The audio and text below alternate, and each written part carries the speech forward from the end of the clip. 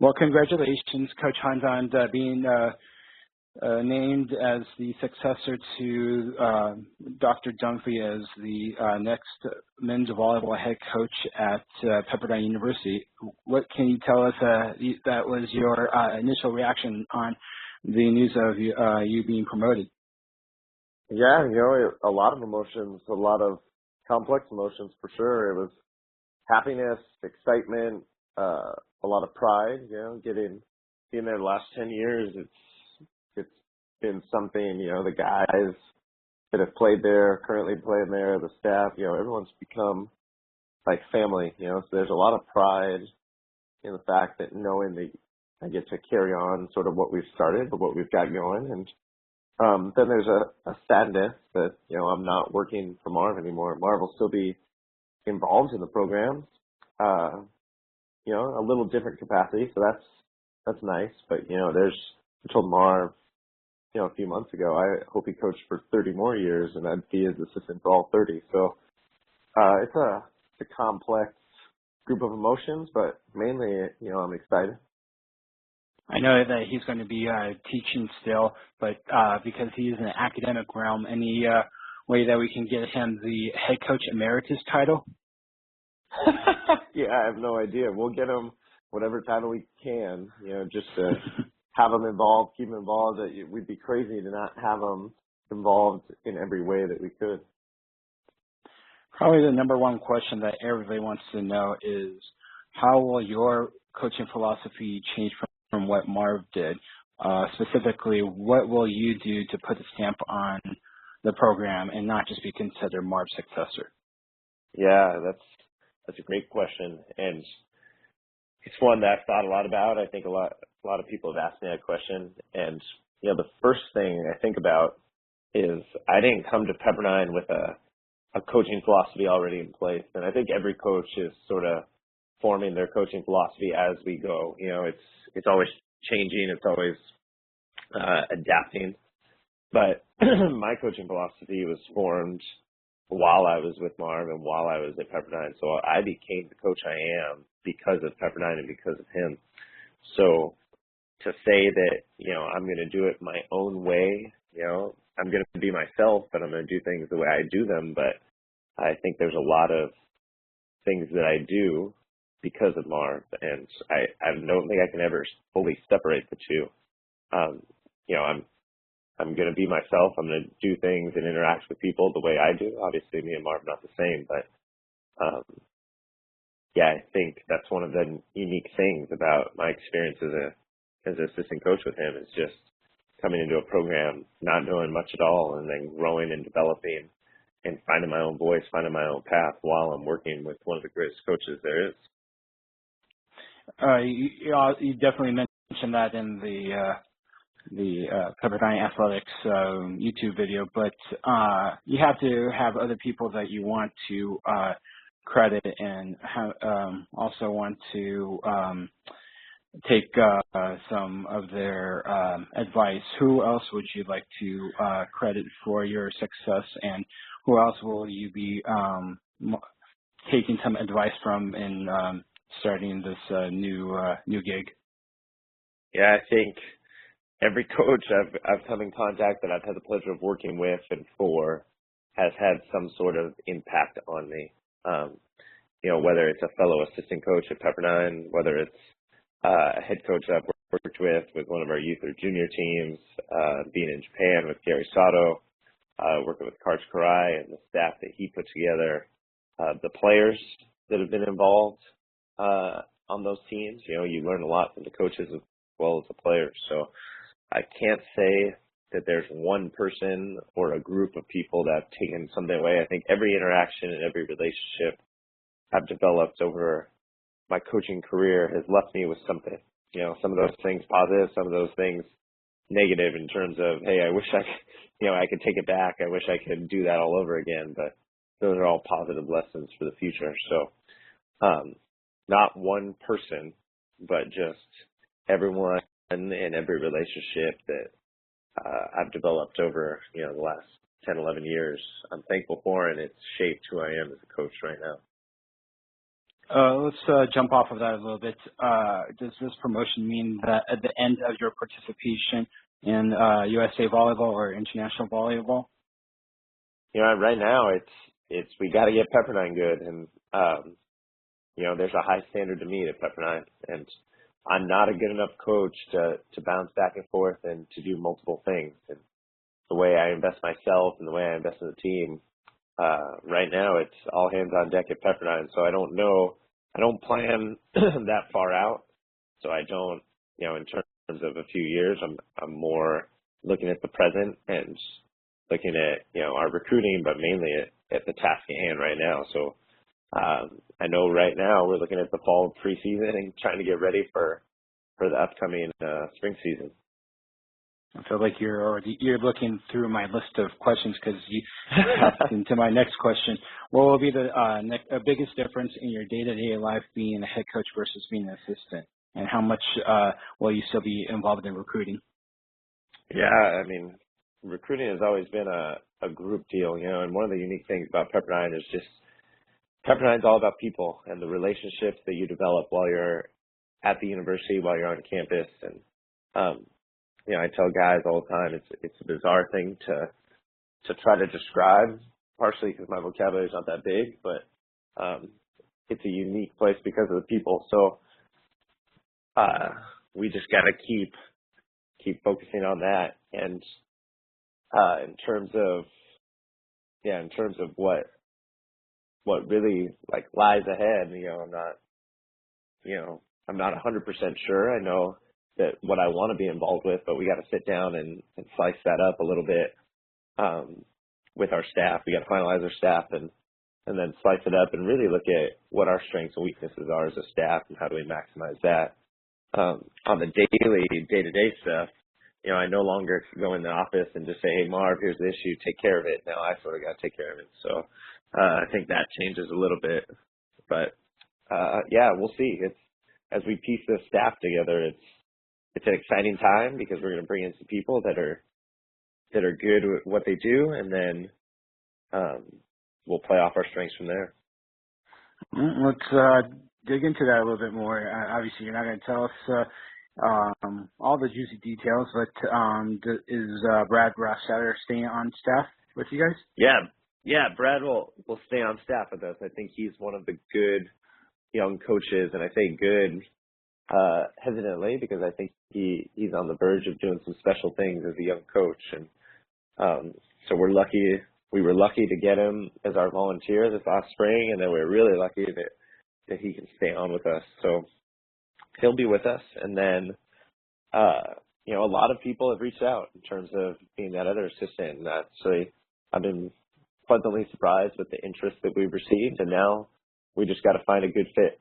It's volleyball is just a part of what we're trying to do. So, that person that we're going to bring in is going to be someone of high character and high moral integrity, and volleyball is obviously going to be a part of that, but it's going to be somebody that fits with the university and our program. Do you have a timeline that you want to make that decision by? It's nice having Marv around, to plug in wherever, we need. So, I'm not too inclined to make that happen real fast. If it happens in the next 2 years and Marv fills in for the next 2 years, I'm okay with that. And you still have Sean as director of ops to fill in some places, correct? Yeah, and he's been awesome. Sean obviously is an alum, a former national champion, former gold medalist. Having him around in any capacity is great. So we'll hang on to him as long as possible. But then obviously he's got some other things he's off and ready to do. But yeah, we got with Marv and Sean filling in whatever holes we need. I think we're in good shape. Let's go into a lighter question. When everybody thinks of Marv, we think of his Olympic success, especially the 88 Olympics and his 5 titles with Pepperdine men's volleyball. But one of the other things I think of, especially when I think of visiting Malibu, is the photo quiz that everybody has to go through when he looks into the wall. What will characterize a visit to your office in Malibu now that you're a head coach? And Yeah. also, when are you kicking him out of his office? Yeah, you know what? I've already started to chat with him about, hey, I want you to stay in this office for as long as possible. So I don't know. I think he's going to fight me about that a little bit. I don't know what will characterize a visit up to Malibu now. That's interesting. That'll be one of the things I develop hopefully over the next few years. But that wall in Mar's office, that's not just a wall of his, right? That's the history of Pepperdine volleyball. So we got to expand that a little bit and grow upon that. And that's my job now. Let's talk about this upcoming season. Let's talk about since we already talked about recruiting. Let's talk about the incoming class. What names should we focus on that should make or you think might make a immediate impact for your team? Yeah, that's a great question. I think all of the guys coming in have shown such growth in their game since early October, late September, when a lot of them were signing on board. So I'm excited. I wouldn't cut them short for these next few months in terms of their growth and development. So I can't say which one of them is going to come in and have the biggest impact, because I think they're all going to have a big impact. And I think one of the biggest impacts is they raise the level of our gym, and they make us a better team all around by what they do on the court and what they do off the court. And I'm excited to see what happens when they get in our gym. And guys are gonna have to respond in a positive manner. And I think the guys on our roster will.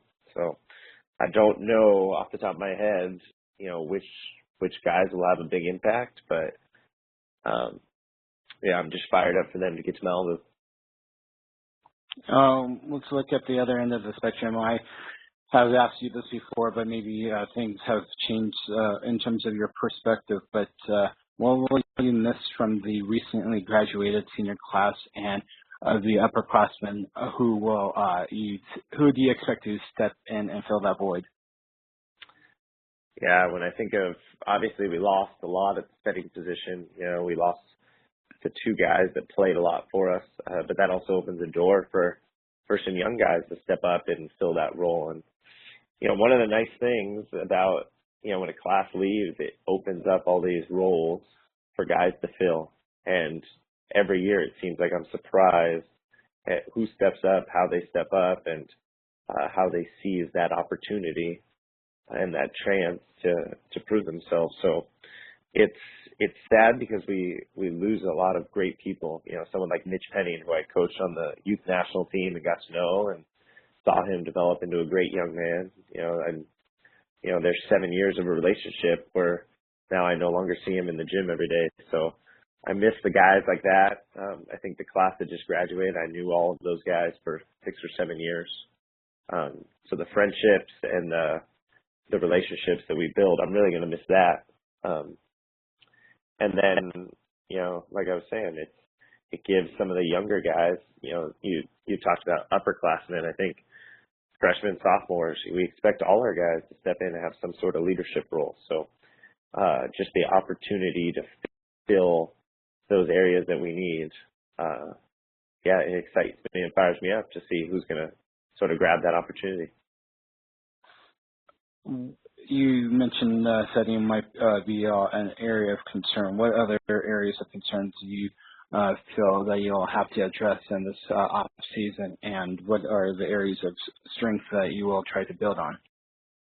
Yeah, I don't know if the same position as the area of concern. It's just we have some guys that haven't played significant minutes for us yet, but they're high level volleyball players. So that's a nice feeling, is their volleyball IQ is real high. So they're going to come in. They know what we need to do. They know what needs to be done to win. Both the guys at the setting position this upcoming year have won a lot prior to Pepperdine. So that makes me feel a little bit better. And then we have a lot of depth at the pin position. So figuring out the right combination there is going to be exciting. It gives a little bit of a challenge. It gives some competition to some guys that are proven. Other guys, have a chance. So that's also exciting. So yeah, I don't know if there's any areas that I'm worried about or anything like that. I'm just every year I'm excited to see who developed, who grew over the summer, and with a group of young men like we have, there's always going to be somebody that surprises you in a good way. So I keep using excited and fired up, but that's the only way I really know how to describe it. I know you're not one to name drop, but I'm going to make you do it anyways. What was the reaction of some of the players, current or former, when they found out the news that you were promoted? So tell us some of the people that you heard that, and some of the coolest responses that you heard. I tried to call all of our guys. I got a hold of most of them before the announcement came out, and the reaction was great from all of them. Either they faked it or they were genuine. I'm not quite sure. I don't know. I think we have a pretty tight knit group. I think all the guys know how we feel about each other, just like a family does. They may not all love me at one time or another, but they know we care. But yeah, we're a tight knit group. So the response has been great. The response from the alumni has been great. I've sort of been overwhelmed for the last few hours of text messages, calls, emails, and really from the Pepperdine community. And I mentioned that, and they asked me for a quote for the press release, and I couldn't pinpoint one person I was thankful, for or to, because everyone in the campus community has been awesome. Men's volleyball is supported really well by other coaches, administrators, faculty, staff, and that's what makes it great. And it's just, there's this sense of, hey, Marv's leaving, but now, I have a chance to meet the standard that he set, and there's a lot of pride that goes with that. How long, or how quickly after the announcement came out did you have to plug in your phone because the battery was dying? Good thing I got one of those cases that has a battery pack in it, so I put that on, and it's no big deal. Nice. 3 more questions. I hope that I'm not taking too much of your time. Next season will be the first season of the new MPSF. How will the MPSF be different without the 6 Big West men's volleyball schools? Yeah, that's it's freed up some play dates for us to play some non-conference matches. The nice thing about being in the location that we're in is we still get to play some non-conference matches against opponents that aren't real far away. So we get to play against Santa Barbara and Irvine and those schools that are in the Big West, but we still don't have to travel that far too. So, it's a little bit different, having the required 22 conference matches and now only having, 12 required conference matches. So it seems like there's a perception of a lot of time. So it'll be interesting to figure that out. We have a new road trip going to Grand Canyon and then to Concordia. It'll be a little bit interesting. I think there's this feeling of, hey, there's some weeks in there that aren't maybe normal weeks like they were in the past. And then also, we're so used to playing a Hawaii, a Irvine, a Santa Barbara, and those are all conference matches. So those are all having big impacts on the conference standings. And now it's affecting our RPI or strength of schedule in a little bit different way. So, regardless, we still want to beat the bad guys and we still want to beat all the people we play, but maybe the schedule, we have to work a little harder in scheduling as opposed to just knowing that we're going to play a certain team, in week 10 of the season. So I don't know. It's definitely something different, but I don't know how much different it'll be. I swear this follow-up question is not from Nashville, but I have to ask, will you guys be scheduling a road trip to the Midwest or back east? We are. I think maybe we finalize it, maybe we haven't, but we're definitely traveling outside of the West Coast, that's for sure. And I think teams have to do that now, especially to be good. if you want to play a competitive non-conference schedule, you can't expect everyone to come to you. You gotta make a trip, maybe 2 or 3, outside of the West Coast. And, so it's fun. We're lucky we get to do that. Our administration supports that, but we'll be doing that. And final question. What will the barometer be that you are going to use to consider whether or not you had a successful first season? Ooh. I haven't thought about that too much. So it's probably, I'm not sure. Every year we sort of sit down and we say, hey, did we meet our standard, compared to the NC2A national championship standards in terms of, what we need to side out, point score, transition, our efficiency and all that. So, I think we're always looking at our team performance, compared to that. But I'm not sure, to sit back and say, hey, it was a successful first season. Yeah, I'm not too sure. Maybe in, this time next year you ask me that. Well, thank you for taking time with us at Off the Block blog, and congratulations again on the promotion and being named the next men's volleyball head coach at Pepperdine University. Yeah, John, and thank you for all you've done. I know, you've been good to me along the way, and I'm glad that we get to continue this relationship.